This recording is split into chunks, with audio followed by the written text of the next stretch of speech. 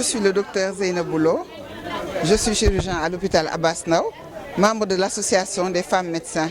C'est en cette qualité de membre de l'association que j'ai modéré la conférence d'aujourd'hui. Alors le thème, c'est les complications de la dépigmentation artificielle, faite par l'association internationale d'information contre la dépigmentation artificielle. Donc il s'agissait de faire le tour de la question, les aspects médicaux, les complications, les aspects sociologiques et les aspects religieux. C'est ce qu'on a fait aujourd'hui.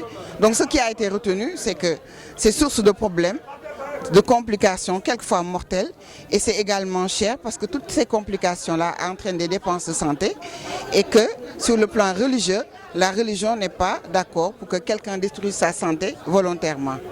En réalité, les médecins ont dit tout ce qu'ils avaient à dire. Ils ont parlé énormément. Mais c'est vrai que n'oubliez pas que les générations aussi se renouvellent. Hein?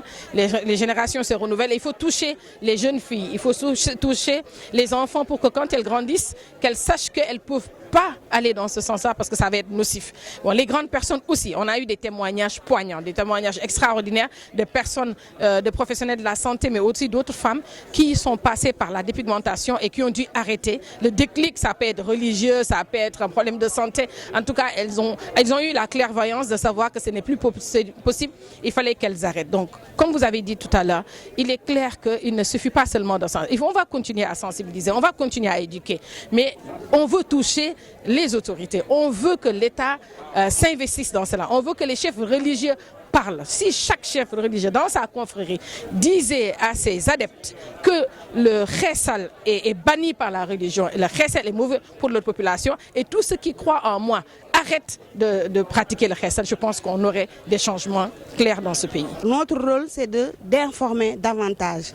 Aujourd'hui, vous avez vu cette assistance, vraiment avec des hommes et des femmes conscientes qui sont dans le corps médical, mais qui demandent également une collaboration avec d'autres sœurs, comme le genre de notre association.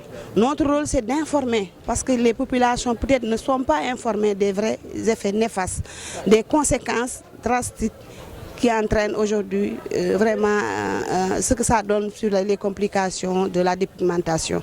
Une association, une ONG comme AIDA a fait pratiquement son devoir, son rôle, mais elles ont vu l'intérêt et la nécessité de s'ouvrir à d'autres organisations pour que ce partenariat puisse donner beaucoup de choses.